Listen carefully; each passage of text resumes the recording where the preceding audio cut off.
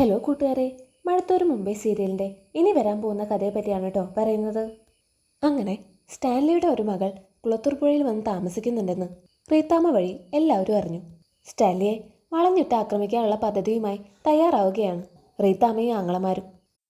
റീത്താമ്മ വിവരം അറിയിച്ചതിനെ തുടർന്ന് റോബോട്ടും ആൽബർട്ടും ഇതേപ്പറ്റി അറിയാനിടയായി. അവർ ഔതക്കുട്ടിച്ചായനെ ചോദ്യം ചെയ്യുന്നുണ്ടെങ്കിലും ഇതേപ്പറ്റി സ്റ്റാൻലിയോട് നേരിട്ട് ചോദിക്കാനുള്ള ധൈര്യം രണ്ടാൾക്കും ഇല്ല. എന്തൊക്കെയായാലും ന്യായത്തിൻ്റെ പക്ഷത്ത് തങ്ങൾ നിൽക്കുമെന്ന് പറഞ്ഞ് അവർ രണ്ടുപേരും കളത്തിൽ നിന്ന് ഒഴിഞ്ഞു. തുടർന്ന് കാണിക്കുന്നത് കുളത്തൂർ പുഴയിലെ രംഗങ്ങളാണ്. സ്റ്റാൻലി ആണെങ്കിൽ ബ്രേക്ക്ഫാസ്റ്റ് കഴിക്കുന്നതിനായി അലീനയും വെയിറ്റ് ചെയ്ത് ഡൈനിങ് റൂമിൽ ഇരിക്കുകയാണ്. അല്പം സമയം കഴിഞ്ഞിട്ടും അലീനയെ കാണാഞ്ഞപ്പോൾ ആൻ്റപ്പനെ വിളിച്ച് വിവരം തിരക്കി. ആൻ്റപ്പൻ അലീനയെ വിളിക്കുന്നതിനായി അവളുടെ മുറിയിൽ പോയെങ്കിലും പെട്ടെന്ന് തന്നെ തിരിച്ചു വന്നു. സാബ്, ഇന്ന് കുഞ്ഞ് ഭക്ഷണം വേണ്ടെന്ന് പറഞ്ഞു. അതെന്തു പറ്റി? കുഞ്ഞിനൊന്ന് ഉപവാസമാണെന്ന്. ഓ, അതാണോ? തുടർന്ന് സ്റ്റാൻലി കഴിക്കാൻ തുടങ്ങി. ഒരു പ്ലേറ്റ് മാത്രമേ അവിടെ വെച്ചിരുന്നുള്ളൂ. തുടർന്ന് പൗലോസിനോട് ചോദിച്ചപ്പോൾ തനിക്കിന്ന് ഭക്ഷണം ഉണ്ടാക്കണ്ടെന്നും ഉപവാസമാണെന്നും അലീന മുൻകൂട്ടി അറിയിച്ചതായി പൗലോസ് പറഞ്ഞു. അപ്പോൾ പൗലോസിനോട് സ്റ്റാൻലി ചോദിക്കുകയാണ്, അലീനിപ്പോൾ അടുക്കളയിൽ വന്ന് നിന്റെ ജോലി എന്തെങ്കിലും തടസ്സപ്പെടുത്താറുണ്ടോ? ഇല്ല. ആ, അതേതായാലും നന്നായി. പക്ഷേ നീ മര്യാദയ്ക്ക് നിന്നോണം, നന്ദികേട് കാണിക്കരുത്. ഇത് കേട്ട് പൗലോസ് പെട്ടെന്ന്, അയ്യോ, ഞാൻ ഒരു നന്ദികേടും കാണിച്ചിട്ടില്ല മുതലാളി. ആ, അതൊക്കെ എനിക്ക് മനസ്സിലാവുന്നുണ്ട്. അത്രയും പറഞ്ഞുകൊണ്ട് സ്റ്റാൻലി ധൃതിയിൽ ബ്രേക്ക്ഫാസ്റ്റ് കഴിച്ചു. ബ്രേക്ക്ഫാസ്റ്റ് കഴിഞ്ഞ ഉടനെ അയാൾ നേരെ അലീനയുടെ മുറിയിലേക്ക് പോയി. അലീന മുറിയിലുണ്ടായിരുന്നില്ല. അവൾ പ്രാക്കൂടിൻ്റെ അടുത്താണെന്ന് ആൻ്റപ്പൻ പറഞ്ഞതിനെ തുടർന്ന് സ്റ്റാൻലി അങ്ങോട്ട് പോയി. പ്രാവുകൾക്ക് തീറ്റ കൊടുത്തുകൊണ്ടിരിക്കുകയായിരുന്നു അലീന. സ്റ്റാൻലി അല്പനേരം അത് നോക്കി അങ്ങ് നിന്നു. പ്രാവുകൾ ഭയം വെടിഞ്ഞ് അവളുടെ കാൽച്ചുവട്ടിൽ നിന്നും തീറ്റ കൊത്തിപ്പെറുക്കി തിന്നുന്നു. അവൾ അതിൽ നിന്ന് ഒരെണ്ണത്തിനെ കൈവെള്ളയിലെടുത്ത് മറ്റേ കൈയിൽ തീറ്റ വെച്ച് കൊടുക്കുന്നു. പ്രാവ് ഓരോ തവണ അത് കൊത്തുമ്പോഴും ഇക്കിളിയിട്ടതുപോലെ അവൾ ചിരിക്കുന്നു. വെള്ള നിറത്തിലുള്ള ചുരിദാറാണ് അവൾ ഇട്ടിരുന്നത്. ആ കാഴ്ച കണ്ട് അവൾ ഒരു മാലാഖയെ പോലെ സ്റ്റാൻലിക്ക് തോന്നി. അല്പം നേരം നോക്കി നിന്നതിന് ശേഷം സ്റ്റാൻലി അവളുടെ അടുത്തേക്ക് ചെന്നു. സ്റ്റാൻലിയെ കണ്ടതും അലീന പറയുന്നുണ്ട്, good morning papa. Good morning. നീ എന്താ ഇന്ന് ബ്രേക്ക്ഫാസ്റ്റ് കഴിക്കാൻ വരാഞ്ഞത്? എനിക്കിന്ന് ഉപവാസാ. ആഹാ, അപ്പോൾ നീയും ഭക്തിക്കാരിയാണോ? എൻ്റെ ഉപവാസം ഒരു പ്രത്യേക ലക്ഷ്യത്തിന് വേണ്ടിയാണ്. അതുകൊള്ളാലോ. എന്താ നിന്റെ ലക്ഷ്യം? ഇവിടെ ഒരുപാട് ഭക്ഷണം വെറുതെ നശിപ്പിച്ച് കളയുന്നുണ്ടല്ലോ. എൻ്റെ ഭക്ഷണം ഒഴിവാക്കിക്കൊണ്ട് ഞാൻ ആ പാപത്തിന് പരിഹാരം കാണാമെന്ന് വിചാരിച്ചു. ഒന്നിടവിട ദിവസങ്ങളിൽ ഞാൻ ഇനി ഉപവാസമാണ്. ഇത് കേട്ടതും സ്റ്റാൻലിയുടെ മുഖഭാവം മാറി. പപ്പയ്ക്ക് ദേഷ്യം വരുന്നുണ്ടെന്ന് അലീനയ്ക്കും മനസ്സിലായി. ആ, ശരി, നിന്റെ ആഗ്രഹം അതാണെങ്കിൽ അങ്ങനെ തന്നെ നടക്കട്ടെ. അത്രയും പറഞ്ഞുകൊണ്ട് സ്റ്റാൻലി അവിടെ നിന്ന് പോയി. ഉച്ച തിരിഞ്ഞപ്പോഴേക്കും ഔതക്കുട്ടിച്ചായൻ എത്തിച്ചേർന്നു. കാറിൽ നിന്ന് ഇറങ്ങിയ ഉടനെ അയാൾ ആൻ്റപ്പനെ വിളിച്ച് അലീന എവിടെ നിന്ന് അന്വേഷിച്ചു. അയാൾ സിറ്റൗട്ടിലേക്ക് കയറുമ്പോഴേക്കും അലീന ഓടി വന്നു. ഞാനിപ്പോൾ വല്യപ്പച്ചൻ്റെ കാര്യം ഓർത്തതേയുള്ളൂ. ഇവിടുന്ന് പോയിട്ട് ഒരുപാട് ദിവസമായല്ലോ, എന്നെ മറന്നോ? ഇത് കേട്ട് ഔതുകുട്ടിച്ചായൻ പറയുന്നുണ്ട്, ദേ ഒറ്റ അടി ഞാൻ വെച്ചു തരും കേട്ടോ. ഇന്നലല്ലേടി ഞാൻ ഇവിടുന്ന് പോയത്. അത് കേട്ട് അലീന പറയുന്നുണ്ട്, ഓ ഇന്നലെ ആയിരുന്നല്ലേ, ഞാൻ വിചാരിച്ചു 2-3 ദിവസമായിരുന്നു. മുറ്റത്ത് തന്നെ നിൽക്കാതെ കയറി വാ ഔതുകുട്ടിച്ചായ. അത്രയും പറഞ്ഞുകൊണ്ട് അലീന ഔതുകുട്ടിച്ചായൻ്റെ കൈയും പിടിച്ചു വലിച്ച് അകത്തേക്ക് കയറി. ഔതുകുട്ടിച്ചായനെ പിടിച്ച് ഒരു സോഫയിൽ ഇരുത്തിക്കൊണ്ട് അലീന ചോദിക്കുന്നുണ്ട്, ആ ഇനി പറ, എന്തൊക്കെയുണ്ട് അവിടുത്തെ വിശേഷങ്ങൾ? വിശേഷങ്ങൾ പറയാനാണെങ്കിൽ ഒത്തിരി ഉണ്ട് മോളെ. ആകെ മൊത്തം കലങ്ങിയിരിക്കുക. നീ ഇവിടെ വന്ന വിവരം ഇനി അറിയാനാരും ബാക്കിയില്ല. അയ്യോ, ഭയങ്കര കുഴപ്പമായോ? ആയോന്നോ? ലാലിച്ചൻ്റെ ഭാര്യ വീട്ടിൽ ഇപ്പം ആകെ ഭൂകമ്പം നടന്നുകൊണ്ടിരിക്കുക. പുനലൂര് എൻ്റെ മക്കൾക്ക് ഒട്ടും പിടിച്ചിട്ടില്ല. നിന്റെ അപ്പനുണ്ടല്ലോ കേണൽ സ്റ്റാൻലി, അവനൊരു സിംഹമായതുകൊണ്ടാണ് ഇവരാരും നേരിട്ട് വന്ന് ആക്രമിക്കാത്തത്. എന്തായാലും എന്തെങ്കിലുമൊക്കെ സംഭവങ്ങൾ നടക്കും മോളെ, അത് തീർച്ചയാണ്. അപ്പം അലീന ചോദിക്കുന്നുണ്ട്, എല്ലാവരും കൂടി വന്ന് നമ്മുടെ കേണലിനെ ഉപദ്രവിക്കുമോ? ഏയ്, അതിനുള്ള ധൈര്യമൊന്നും ആർക്കുമില്ല. പക്ഷെ നിന്നെ ഇവിടുന്ന് പറിച്ചു മാറ്റാൻ അവർ പഠിച്ച പണി 18 പയറ്റും. അവസാനം ഞാനിവിടുന്ന് ഓടേണ്ടി വരുമോ? നമുക്ക് നോക്കാം കൊച്ചേ. ഏതായാലും നിന്നെ തൊടാൻ ലാലിച്ച് സമ്മതിക്കില്ല. അതിപ്പോൾ എത്ര കൊമ്പന്മാരും വന്നാലും ലാലിച്ച് നോക്കിക്കോളും. അതൊക്കെ പോട്ടെ, ഇവിടെ എന്തൊക്കെയുണ്ട് വിശേഷങ്ങൾ? അപ്പം അലീന പറയുന്നുണ്ട്, ആ ഇവിടെയുണ്ട് കുറേ വിശേഷങ്ങൾ. ഞാൻ പുതിയ സമരം തുടങ്ങി വലിയപ്പിച്ച. സമരോ? എന്ത് സമരം? ആ, ഉപവാസമാണ്. ലാലിച്ചിനെതിരെ നീ? ആ കൊള്ളാം. ഇക്കണക്കാണെങ്കിൽ എൻ്റെ മോള് പട്ടിണി കിടന്ന് ചത്തു പോകത്തേ ഉള്ളൂ കേട്ടോ.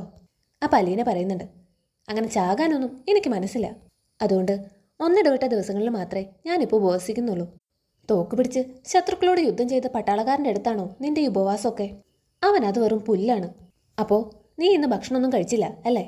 രാവിലെ ഉച്ചയ്ക്കും ഒന്നും കഴിച്ചില്ലേ മോളെ? ശേ, വെറുതെ അല്ല നിന്റെ മുഖത്ത് ഇത്ര വാട്ടം. വാ എണീറ്റേ, ഈ ഉപവാസമൊക്കെ നിർത്തിയിട്ട് നമുക്ക് എന്തെങ്കിലും കഴിക്കാം. അതും പറഞ്ഞുകൊണ്ട് അവതക്കുട്ടിച്ചായൻ അവിടെ നിന്ന് ചാടി എഴുന്നേറ്റു. അപ്പം അലീന പറയുന്നുണ്ട്, വല്യപ്പച്ചൻ ഇവിടെ ഒന്ന് ഇരുന്നേ. നമുക്ക് ഈ കേണലിൻ്റെ മുമ്പിൽ ചെന്ന് വെല്ലുവിളിക്കാൻ പറ്റുമോ? തോക്ക് കാണിച്ച് ഭീഷണിപ്പെടുത്താൻ പറ്റുമോ? ഈ വീട്ടിനകത്ത് കലാപം ഉണ്ടാക്കാൻ പറ്റുമോ? ഇല്ലല്ലോ. പിന്നെ ഈ ഒരു ഒറ്റ വഴി മാത്രമേ ഉള്ളൂ ഞാൻ നോക്കിയിട്ട്. അവതക്കുട്ടിച്ചായൻ ആകെ പെട്ടുപോയി. വല്യപ്പച്ചൻ എനിക്ക് വാക്ക് തന്നതാണ് എൻ്റെ കൂടെ നിൽക്കാമെന്ന്. എന്നാലും മോളെ, ഇത് കുറച്ച് കടുപ്പായിപ്പോയി. പട്ടിണി കിടക്കാന്ന് പറഞ്ഞാൽ അതും ആഴ്ചയിൽ 3-4 ദിവസം. സാരില്ല വല്യപ്പച്ച, ഞാൻ എന്തോരം പട്ടിണി കിടന്നിട്ട് എന്തെന്ന് അറിയാവോ ഓർഫനേജിലായിരുന്ന സമയത്ത്. അതുകൊണ്ട് എനിക്കിതൊക്കെ ശീല. അലീനയുടെ ആ വാക്കുകൾ കേട്ടപ്പോൾ ചങ്കിൽ മുള്ളു കുത്തിയതുപോലെ ഓതുക്കുട്ടിച്ചായന് തോന്നി. വർഷങ്ങൾക്ക് മുമ്പ് തൻ്റെ മകൻ സ്നേഹിച്ച പെണ്ണിനെ കല്യാണം കഴിക്കുന്നതിന് തടസ്സമായി നിന്നത് താനാണല്ലോ എന്ന് ഓർത്ത് അയാൾ ദുഃഖിച്ചു. അന്ന് അവൾ പ്രസവിച്ച കുഞ്ഞിനെ എന്ത് ചെയ്യണമെന്ന് അവിടുത്തെ ഡിവൈഎസ്പി ആയിരുന്ന രാവണി മേനോൻ തന്നോട് ചോദിച്ചത് അയാൾക്കിപ്പോഴും ഓർമ്മയുണ്ട്. അന്ന് വളരെ നിസ്സാരമായാണ് അവതക്കുട്ടിച്ചായൻ രാവണി മേനോനോട് പറഞ്ഞത്, നിങ്ങളതിനെ കൊല്ലുകയോ വളർത്തുകയോ എന്നാന്ന് വെച്ചാൽ ചെയ്തോ, ഞങ്ങൾക്ക് എന്തായാലും വേണ്ട. ആ കുഞ്ഞാണ് ഇപ്പോൾ തൻ്റെ മുമ്പിൽ നിൽക്കുന്നത്. അതോർത്തപ്പോൾ അയാളുടെ നെഞ്ചിൽ ഒരു നീറ്റൽ അനുഭവപ്പെട്ടു. ഞാനൊന്ന് സ്റ്റാൻലിയെ കണ്ടിട്ട് വരാം. അത്രയും പറഞ്ഞുകൊണ്ട് അവതക്കുട്ടിച്ചായൻ അവിടെ നിന്ന് പോയി. സ്റ്റാൻലി പതിവ് പോലെ മദ്യകുപ്പികൾക്കിടയിൽ കാല് നീട്ടിവെച്ചുകൊണ്ട് TV കണ്ടുകൊണ്ടിരിക്കുകയാണ്. പെട്ടെന്ന് അവതക്കുട്ടിച്ചായനെ കണ്ടപ്പോൾ അയാളൊന്ന് അമ്പരന്നു. അപ്പച്ചൻ പിന്നെയും വന്നോ? അത് പിന്നെ എൻ്റെ കൊച്ചുവിടില്ലേ, ഞാൻ അവളോട് പറഞ്ഞിട്ടാ പോയത്, പെട്ടെന്ന് വന്നേക്കാന്ന്. നമ്മളൊരു വാക്ക് പറഞ്ഞ് പോയി കഴിഞ്ഞാൽ അത് പാലിക്കണ്ടടാ. അതേതായാലും നന്നായി. അവൾ എനിക്കെതിരെ സമരം പ്രഖ്യാപിച്ചിരിക്കുക, അതും നിരാഹാര സമരം. അതും ഞാൻ അറിഞ്ഞു. അതായത് ഈ കേണൽ സ്റ്റാൻലിയെ മര്യാദ പഠിപ്പിച്ചേക്കാമെന്ന്. അപ്പച്ചൻ അവളോടൊന്ന് പറഞ്ഞേക്ക്. സ്റ്റാൻലിയുടെ സുപ്പീരിയേഴ്സ് നോക്കിയിട്ട് പോലും സ്റ്റാൻലി പാഠം പഠിപ്പിക്കാൻ പറ്റിയിട്ടില്ലെന്ന്. ഡിസിപ്ലിൻ സ്റ്റാൻലിയാണ് തീരുമാനിക്കുന്നത്, അല്ലാതെ സ്റ്റാൻലിയുടെ മുന്നിൽ മറ്റാരും ഡിസിപ്ലിൻ ഉണ്ടാക്കുകയല്ല. സ്റ്റാൻലിയുടെ ആ വാക്കുകൾ കേട്ടപ്പോൾ തൻ്റെ മകൻ ദേഷ്യത്തിലാണെന്ന് അവതക്കുട്ടിച്ചായന് മനസ്സിലായി. അതുകൊണ്ട് സ്റ്റാൻലിയെ തണുപ്പിക്കാൻ വേണ്ടി അവതക്കുട്ടിച്ചായൻ സംസാരം അല്പനേരത്തേക്ക് നിർത്തിവെച്ചു. അല്പനേരത്തെ മൗനത്തിന് ശേഷം അവതക്കുട്ടിച്ചായൻ സ്റ്റാൻലിക്ക് നേരെ ഒരു ഗ്ലാസ് നീട്ടി. ഒരെണ്ണം ഒഴിയടാ. നീ എന്താ വിചാരിക്കുന്നേ, എനിക്ക് ചിന്നമ്മയെ പേടിയാണെന്നോ? ഒരു തരിമ്പ് പോലുമില്ല. ഇത് കേട്ട് സ്റ്റാൻലി അവതക്കുട്ടിച്ചായൻ്റെ ഗ്ലാസ്സിലേക്ക് വിസ്കി ഒഴിച്ചു കൊടുക്കുകയാണ്. അപ്പച്ചൻ എൻ്റെ അടുത്ത് സന്ധി സംഭാഷണത്തിന് വന്നാണോ? ഇത് കേട്ട് അവതക്കുട്ടിച്ചായൻ പറയുന്നുണ്ട്. അയ്യോടാ, സന്ധി സംഭാഷണത്തിന് വരാൻ നീ ആര്? പാകിസ്ഥാൻ പട്ടാള മേധാവിയോ? ഞാൻ വല്ല ഇന്ത്യൻ പ്രധാനമന്ത്രിയോ മറ്റോ ആണോ? അല്ലല്ലോ. മാത്രമല്ല ഞാൻ ഇതുവരെ നിന്നോട് യുദ്ധം പ്രഖ്യാപിച്ചിട്ടുമില്ല. അത് ശരിയാ. പക്ഷേ ഇവിടെ ഒരുത്തി യുദ്ധം പ്രഖ്യാപിച്ചു കഴിഞ്ഞു. അതിലിടപെടരുതെന്നേ പറഞ്ഞോളൂ. എനിക്ക് മധ്യസ്ഥന്മാരെ ഇഷ്ടമല്ല. എടാ, ഞാൻ അവൾക്ക് വേണ്ടി വക്കാലത്ത് പറയാൻ വന്നതാണെന്നാണോ നീ വിചാരിച്ചിരിക്കുന്നത്? എൻ്റെ പട്ടി വരും. ഈ കാര്യത്തിൽ ഞാൻ അവളുടെ ശത്രുവാണ്. പക്ഷേ ഒരു കാര്യം ഞാൻ നിന്നോട് മുന്നേ പറഞ്ഞേക്കാം. വാശിയുടെ കാര്യത്തിൽ നിന്നെക്കാൾ ഒട്ടും പുറകിലല്ല അവള്. നിന്റെ അല്ലേ മോള്, പിന്നെ എങ്ങനെ ശരിയാവാനാ? അപ്പച്ചൻ അവളോട് പറഞ്ഞേക്ക് വെറുതെ പട്ടിണി കിടന്ന് ആരോഗ്യം കളയണ്ടാന്ന്. ലാലിച്ച, നിന്നോട് ഞാൻ അന്നേ പറഞ്ഞതല്ലേ അവളെ ഇങ്ങോട്ട് കൂട്ടിക്കൊണ്ടു വരണ്ടാന്ന്. ഇത്തരത്തിലുള്ള പല പ്രശ്നങ്ങളുണ്ടാവുമെന്ന് നീ അപ്പോഴേ ഓർക്കണമായിരുന്നു. വരും വരായികളെക്കുറിച്ച് നീ നല്ലപോലെ ആലോചിച്ചില്ല. ഇനിയിപ്പോൾ ഒറ്റ വഴി മാത്രമേ ഉള്ളൂ. ഇത് കേട്ട് സ്റ്റാൻലി ചോദിക്കുന്നുണ്ട്, എന്തു വഴി? അവളെ തിരിച്ചു കൊണ്ടുവിടുക. അവളുടെ അമ്മയുടെ വീട്ടുകാരെ തന്നെ അവളെ നോക്കട്ടെ. അവർക്കല്ലേ നമ്മളെക്കാൾ ഉത്തരവാദിത്തമുള്ളത്. ഇത്രയും പറഞ്ഞിട്ട് ഇടം കണ്ണിട്ട് അവതക്കുട്ടിച്ചായൻ സ്റ്റാൻലി ഒന്ന് നോക്കി. അപ്പോൾ സ്റ്റാൻലി പറയുന്നുണ്ട്, അങ്ങനെ ആരുടെയും ഔദാര്യത്തിൻ്റെ പങ്ക് പറ്റേണ്ട കാര്യം എൻ്റെ മോൾക്കില്ല. അല്ല, അവർക്കും ഒരു അവകാശം ഉണ്ടല്ലോടെ ലാലിച്ച. എന്ത് അവകാശം ഉണ്ടെന്ന്? കൈക്കുഞ്ഞായിരിക്കുന്ന സമയത്ത് അവരുപേക്ഷിച്ചതുകൊണ്ടാണല്ലോ എൻ്റെ മോൾക്ക് 23 വർഷക്കാലം ആ ഓർഫനേജിൽ കഴിയേണ്ടി വന്നത്. അതോർത്താ എനിക്ക് അവരോടുള്ള വൈരാഗ്യം ഈ ജന്മത തീരില്ല. പക്ഷെ ലാലിച്ച, ഇപ്പോൾ അവരാണ് നിന്റെ മോളെ നിന്റെ കയ്യിലേക്ക് ഏൽപ്പിച്ചു തന്നത്. അവരാണെന്നോ? അവരൊന്നല്ല, ബാലചന്ദ്രമേനോൻ. അയാളാണ് എനിക്ക് എൻ്റെ മോളെ ഏൽപ്പിച്ചു തന്നത്. അയാളൊരു മാന്യനായ മനുഷ്യനായതുകൊണ്ട് എനിക്ക് എൻ്റെ മോളെ തിരിച്ചു കിട്ടി. എൻ്റെ മോളുടെ മേൽ എനിക്ക് മാത്രമേ അവകാശമുള്ളൂ. അത് തെളിയിക്കുവാനും എനിക്ക് പറ്റും. അപ്പോൾ അവതക്കുട്ടിച്ചായൻ പറയുന്നുണ്ട്, എന്ന് വെച്ച് അവൾ എന്ത് തോന്നിവാസം കാണിച്ചാലും നമ്മളത് സഹിക്കണോ ലാലിച്ച? അവളെ സംരക്ഷിക്കാനുള്ള അവകാശം നിനക്കുണ്ടെങ്കിൽ അവളെ ശാസിക്കാനും ശിക്ഷിക്കാനുള്ള അവകാശവും നിനക്കുണ്ട്. അതൊക്കെ ശരിയാണ്. എന്നാ പിന്നെ നീ തന്നെ അവളോട് പറ ഈ ഉപവാസം അങ്ങ് നിർത്തിയേക്കാൻ. ഇവിടെ ഈ വക തോന്നിവാസം ഒന്നും നടക്കില്ലെന്ന് മുഖത്ത് നോക്കി പറയണം. പക്ഷേ അപ്പച്ച, നമ്മൾ കൂടുതൽ നിയന്ത്രിക്കാൻ ശ്രമിച്ചാൽ അവൾ ഇവിടുന്ന് പോയി കളഞ്ഞാലോ? അവൾക്കിവിടെ ഒരാത്മബന്ധമൊന്നും ഇല്ലല്ലോ. കണ്ടുമുട്ടിയിട്ട് തന്നെ കുറച്ച് ദിവസങ്ങളല്ലേ ആയുള്ളൂ. അങ്ങനെ തുമ്മിയെ തെറിക്കുന്ന മൂക്കാണെങ്കിൽ അങ്ങ് തെറിച്ച് പോട്ടേന്ന് വെക്കണം. നിനക്കും അവളോട് വലിയ ആത്മബന്ധമൊന്നും ഇല്ലല്ലോ, ഉണ്ടോ? ഇങ്ങോട്ടുള്ളതുപോലെ തന്നെ അങ്ങോട്ടും മതിയടാ.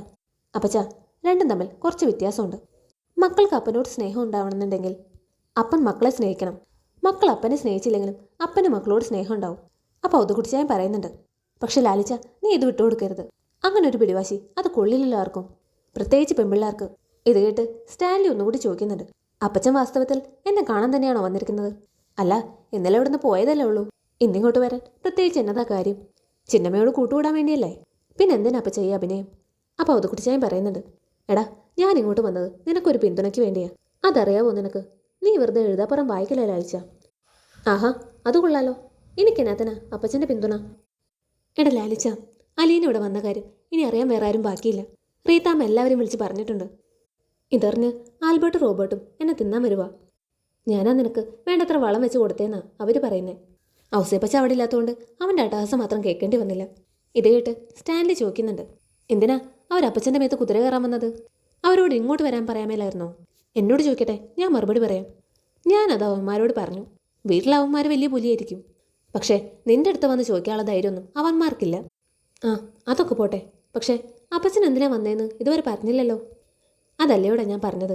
അവരെല്ലാവരും കൂടി ഇങ്ങോട്ട് ഇരച്ചു കയറി വന്നാ നിനക്ക് എന്തെങ്കിലും പിൻബലം വേണ്ടേ? അപ്പോൾ സ്റ്റാൻലി പറയുന്നുണ്ട്, വേണ്ട വേണ്ട, എനിക്ക് ആരുടെയും സഹായം ആവശ്യമില്ല. അതുകുട്ടിച്ചായൻ അത് കേട്ട് എഴുന്നേറ്റു. രണ്ടടി നടന്നിട്ട് തിരിഞ്ഞു നോക്കിക്കൊണ്ട് ചോദിക്കുകയാണ്, അവളോട് ഞാൻ എന്താ പറയേണ്ടത്? എന്തോന്ന് പറയാൻ? അപ്പച്ചനൊന്നും പറയണ്ട. വെറുതെ ഇടയിൽ കയറാതിരുന്നാൽ മാത്രം മതി. അതുകുട്ടിച്ചായൻ തിരിച്ചൊന്നും പറയാതെ ആ മുറിയിൽ നിന്ന് ഇറങ്ങിപ്പോയി. ഇനി വരാൻ പോകുന്നത് വളരെ ഇൻട്രസ്റ്റിംഗ് ആയിട്ടുള്ള ഭാഗങ്ങളാണ്. തുടർന്നുള്ള കഥയുമായി മറ്റൊരു വീഡിയോയിൽ കാണാം. ഈ വീഡിയോ ഇഷ്ടമായാൽ ലൈക്ക് ചെയ്യാനും സബ്സ്ക്രൈബ് ചെയ്യാനും മറക്കരുത്. താങ്ക്